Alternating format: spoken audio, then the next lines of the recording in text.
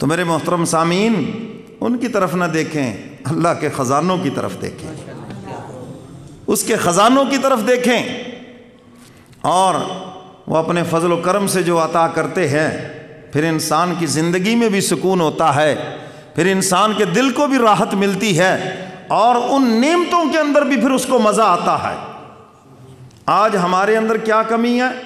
ہم نعمتوں سے تو لطف اندوز ہوتے ہیں، لیکن جو نعمتیں دینے والا ہے اس کو بھول گئے۔ یہ ہے کمی ہمارے اندر۔ نعمتیں کھا رہے ہیں، مزے اڑا رہے ہیں، اور جو نعمتیں دینے والا ہے اس کی فرما برداری نہیں، اس کی تابع داری نہیں، اور اس کو ہم بھولے ہوئے ہیں۔ کیوں جی؟ ایسے ہے نہیں؟ اور با وفا بندے جو ہیں، جو اللہ کے با وفا بندے ہیں، وہ مولا کو نہیں بھولتے، نعمتیں کھا کر بھی شکر ادا کرتے ہیں، اور اپنے مولا کی عبادت کر کے بھی اس کو راضی کرتے ہیں، اس کو بھولے ہوئے نہیں ہیں۔ آج تو جس سے پوچھو نماز نہیں پڑھتے، جی مصروفیت بڑی ہے۔ کس کی مصروفیت؟ کاروبار کی جی، پیسے کی مصروفیت۔ تو میں نے کہا جس نے دیا ہے اس کا شکر ادا کرو سجدے میں سر رکھ کر۔ کیوں؟ جس طرح وہ دینا جانتا ہے وہ لینا بھی جانتا ہے۔ تو میرے محترم سامعین، نعمتوں سے لطف اندوز ہو رہے ہیں، مولا کو بھولے ہوئے ہیں۔ کسی کا بیٹا اگر باہر چلا جائے، امریکہ میں، برطانیہ میں، سعودیہ میں، جہاں کہیں بھی، تو والدین اس کو نصیحت کرتے ہیں، دیکھنا بیٹا، وہاں کی چمک دمک میں ماں باپ کو نہ بھول جانا، ہماری غربت کو نہ بھول جانا۔ ہم نے کس طرح محنت کر کے تجھے یہاں بھیج رہے ہیں، وہاں سے جا کے ہمیں پیسے بھیجنا، ڈالر بھیجنا، پاؤنڈ پتہ ہے نا تیرے ابے پہ کتنا قرضہ ہے، پتہ ہے نا کہ ہم کرائے کے مکان میں ہیں، تجھے پتہ ہے نا ہم کتنی تنگی میں، تیری بہن کا رشتہ کرنا ہے، فلاں کرنا ہے، فلاں سب کچھ تیرے سامنے ہے۔ تو وہاں کے باغ بہار میں جا کر ہمیں نہ بھولنا۔ جو نالائق ہوتے ہیں بھول جاتے، بالکل پیچھے خیر خبر ہی نہیں، کوئی رابطہ ہی نہیں۔ اور جو ماں باپ کے فرما بردار ہیں، وہاں سے جا کے ڈالر پاؤنڈ بھیجتے ہیں، ریال بھیجتے ہیں، ان کی خیر خبر رکھتے ہیں، اور پھر ماں باپ بھی ان کے لیے اچھا سا رشتہ ڈھونڈ کے رکھتے ہیں کہ جب ہمارا بیٹا آئے گا نا، پھر فلاں جگہ اس کی شادی کریں گے، پھر جناب ہم یہ کمرہ بنائیں گے، گھر بنائیں گے، اور پھر جناب اس کی دلہن یہاں آئے گی۔ اللہ بھی تو یہی کہتے ہیں، میں نے تمہیں دنیا میں بھیجا ہے، یہاں کے باغ و بہار میں لگ کر مجھے نہ بھولنا۔ اگر تم اپنے پروردگار کو یاد رکھو گے، حق تعالیٰ فرماتے ہیں ہم بھی تمہارے لیے جنت کے اندر سونے چاندی کے محلات بنائیں گے، اور تمہارے لیے 70 حوریں دلہنیں تیار کریں گے۔ ہم بھی تمہارے لیے سب کچھ سجا کے رکھیں گے جنت کے اندر۔ تیرے ایک ایک محل میں 70 حوریں تیرے استقبال کے لیے کھڑی ہوں گی۔ ہے یہ اس وقت ہوگا جب تو دنیا کے باغ و بہار میں ہمیں یاد رکھے، اور اگر یہاں آ کر تو بھی ہمارے نالائقوں کی طرح ہو گیا، نافرمانوں کی طرح ہو گیا، تو پھر ساری نعمتوں سے محروم ہو گیا۔ اور اگلی بات سن لو، جو نعمتوں کی زیادتی ہے نا، یہ کمانے خرچ کرنے سے اس کا کوئی تعلق نہیں ہے، اس کا تعلق شکر کے ساتھ ہے۔ نعمتوں کی زیادتی کا تعلق کس کے ساتھ ہے؟ بولو کس کے ساتھ ہے؟ شکر کے ساتھ ہے۔ جتنا شکر کرتے جاؤ گے نعمتیں بڑھتی جائے گی۔ شیطان اللہ کا ناشکرا، اور جاتے ہوئے اس نے یہی چیلنج کیا تھا، مولا تیرے بندوں کو تیرا ناشکرا بناؤں گا۔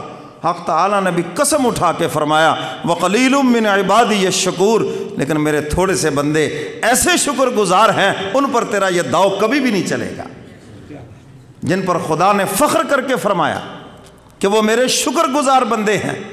آپ بھی ان شکر گزاروں میں شامل ہو جائیں۔ تو کوئی مشکل ہے؟ زبان سے بھی شکر ادا کریں، اپنے عمل سے بھی شکر ادا کریں، اور اس کی فرما برداری کریں، یہ شکر میں شامل ہے۔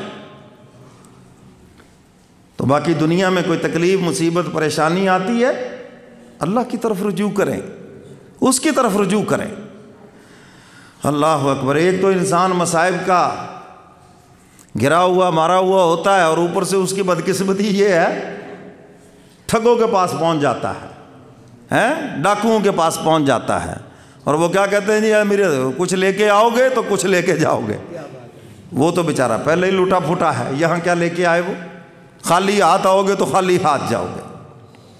ان ٹھگوں کے پاس یہی کچھ ہے۔ اللہ اکبر۔ یہ جو حالات جو کچھ ہمارے سامنے چل رہے ہیں، مہنگائی ہے، فلاں، یہ کوئی آج کی بات تھوڑی ہے، شروع سے چلا آ رہا ہے۔ حضرت یوسف علیہ الصلاۃ والسلام کے دور میں کتنی مثالیں دوں، قحط پڑا، انہوں نے کیا کہا؟ مجھے بناؤ وزیر خزانہ، پھر دیکھو سب قحط محض ختم ہو جائے گا، قوم کو نکالوں گا۔ اور پھر نکالا یا نہیں نکالا؟ انی خزائن الارض ہے، مجھے بناؤ۔ تو ہم بھی کہتے ہیں چلو ان ساروں کو آزما لیا، مولویوں کو بناؤ۔ کیوں جی؟ کشتی جو پھنسی ہوئی ہے معیشت کی، تو اب دے دو مولویوں کے ہاتھ میں، سب کو آزما تو تم نے لیا، رہ مولوی گئے اور تو کوئی نہیں رہا۔ کیوں جی؟ باقی تو سارے آزما لیے، کسی کو 2 مرتبہ، کسی کو 4 مرتبہ، 1 مرتبہ ان کو بھی آزما لو۔ حضور علیہ الصلاۃ والسلام خطبہ ارشاد فرمانے لگے، ایک صحابی تشریف لائے، اللہ کے محبوب مہنگائی بہت ہو گئی ہے، آپ چیزوں کا ریٹ مقرر کر دیں۔ حضور علیہ الصلاۃ والسلام کا فرمان مبارک، مفہوم سن لو اس کا، نسائی شریف کی حدیث ہے، حضور فرماتے ہیں ہاں چیزوں کے ریٹ میں نہیں طے کروں گا، یہ اللہ کی طرف سے ہے، فرما برداری کرو گے ریٹ نیچے آ جائیں گے، نافرمانی کرو گے مہنگائی آسمان پہ چڑھ جائے گی۔ پھر بس یہی علاج ہے، تم اللہ کی فرما برداری کرو، ہر چیز تمہاری دسترس میں رہے گی، نعمتوں کی فراوانی رہے گی۔ وَإِن تَعُدُّوا نِعْمَتَ اللَّهِ لَا تُحْصُوهَا، اللہ کی نعمتوں کو شمار بھی کرنا چاہو تو نہیں کر سکو گے، اللہ اتنی نعمتیں عطا فرمائیں گے۔ اور اگر نافرمان بنو گے تو قرآن پاک میں واضح فرما دیا فَإِنَّ لَهُ مَعِيشَةً ضَنْكَا، پھر ہم تمہاری روزی روٹی تنگ کر دیں گے، تلخ کر دیں گے، اور تمہارا رزق تنگ کر دیں گے۔ تو وہ صورتحال اب سب کے سامنے ہے۔ سمجھ آ رہی ہے بات کہ نہیں؟ تو اس لیے میرے محترم سامعین، اللہ تعالیٰ کی فرما برداری کرو گے، ایک فرد کرے گا فرد پہ بہار آ جائے گی، ایک گھرانہ کرے گا گھرانے پہ بہار آ جائے گی، ایک قوم کرے گی قوم پہ بہار آئے گی، ایک ملک کرے گا پورے ملک میں بہار آ جائے گی۔ اس بھنور سے نکلنے کا نسخہ یہی ہے، ورنہ تو یہ جو اعداد شمار کے جادوگر ہیں یہ ڈرا رہے ہیں یہ ہو جائے گا، ڈالر وہاں چلا گیا تو وہ ہو جائے گا، کچھ بھی نہیں ہوگا۔ وہ کہا نا کہنے والے نے، اور نظر ان کی کیا بدلی زمانے بھر کی ہوا بدلی، نظر ان کی کیا بدلی زمانے بھر کی ہوا بدلی، او مزاج دوستاں بدلا نگاہ اقربا بدلی۔ وہ مہربان، وہ کیا کہتے ہیں، جگ رب مہربان تے جگ مہربان، جب وہ مہربان ہوا تو سب کچھ بدل جائے گا، سب اسباب ٹھیک ہو جائیں گے، سب کچھ سیدھا ہو جائے گا۔ اور جب تک وہ ناراض ہے جو مرضی کر لو، جو مرضی کر لو، کچھ بھی نہیں ہوگا۔ تو میرے محترم سامعین، وہ انسان بڑا خوش نصیب ہے جو خدا کے پیاروں کے ساتھ جڑ جائے، بڑا خوش نصیب ہے۔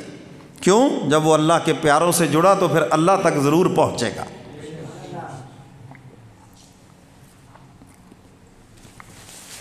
اور اللہ تعالیٰ نے بیت اللہ کو ایک مرتبہ کہا کہ یہ میرا گھر ہے، ساری دنیا کی محبتوں کا مرکز بن گیا یا نہیں بن گیا ہے؟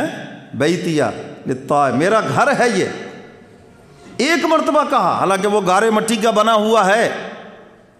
کفار نے حضور سے مطالبہ کیا تھا، آپ اللہ سے درخواست کریں یہاں نہریں چلیں، یہاں چشمے ہوں، یہاں باغات ہوں، یہاں فلاں ہو، یہاں فلاں ہو۔ تو آپ نے اللہ کے آگے دعا کی تو حق تعالیٰ نے فرمایا میرے محبوب، کل کو پھر کوئی کہے گا میں تو فلاں گلشن میں گیا تھا، کوئی کہے گا میں تو مکہ میں جو چشمہ ہے اس کا پانی پینے گیا تھا، کوئی کہے گا جناب مکہ میں فلاں باغات گلشن ہے میں تو وہ دیکھنے گیا تھا۔ فرمایا یہ میرا گھر ہے، میرے علاوہ یہاں کوئی بھی نہیں ہے، جو بھی آئے گا وہ میرے گھر کے لیے آئے گا۔ تو اللہ نے ایک مرتبہ کہا بیتیہ، میرا گھر گارے مٹی کا بنا ہے، پتھر کا بنا ہوا ہے، ساری دنیا کی محبتوں کا مرکز بن گیا۔ غریبوں کو دیکھو پیسہ پیسہ جوڑ رہے ہیں، کیا کرنا ہے جی حاجی صاحب، چوہری صاحب کیا کریں گے؟ تو کہتا جی اللہ کا گھر دیکھنا ہے، کتنے دعا کر دو جی اللہ کا گھر دیکھ لیں۔ کیا وہ محبتوں کا مرکز بنا ہے؟ اللہ نے ایک مرتبہ کہا وہ میرا گھر ہے۔ حضرت حاجی امداد اللہ مہاجر مکی سب کہہ دے رحمۃ اللہ علیہ، سید الطائفہ اہل سنت والجماعت پورے دیوبند کے جو پیر و مرشد ہیں بیت اللہ کی محبت میں جو اشعار کہہ رہے ہیں اور اللہ سے درخواست کر رہے ہیں کہ یا اللہ بس میری ادھر جان نکل جائے طواف کرتے ہوئے اور مجھے یہیں دفن نصیب ہو جائے۔ اللہ نے ان کی دعا کو قبول فرمایا، بیت اللہ کا طواف کرتے کرتے گرے اور وہیں ان کی جان نکلی اور جنت مالا میں سیدہ حلیمہ سعدیہ کے قدموں کے اندر دفن ہے۔ اللہ آپ کو لے جائے، سب کہو آمین۔ جنہوں نے آمین کہا انشاءاللہ جائیں گے اسی سال، اور جو بولے نہیں آہستہ بولے 2050 میں جائیں گے، پھر اونچی کہیں آمین۔ ماشاءاللہ ہمارے ہاں اونچی آمین کا بھی طریقہ ہے جی، اور آہستہ کا بھی۔ مجمع میں اونچی کہیں اور نماز میں سمجھ آ گئی نا بات؟ تو ہم دونوں حدیثوں پہ عمل کرتے ہیں۔ تو حاجی صاحب جب آپ جائیں مکہ مکرمہ تو جنت مالا میں جائیں۔ مدینہ میں جنت البقیع ہے اور مکہ مکرمہ میں جنت مالا ہے، تو وہاں جائیں گے۔ سیدہ خدیجۃ الکبریٰ حضور علیہ الصلاۃ والسلام کی جو دائی ہیں، آپ ان کی قبر کے اوپر جائیں گے تو ان کے قدموں میں حاجی امداد اللہ مہاجر مکی رحمت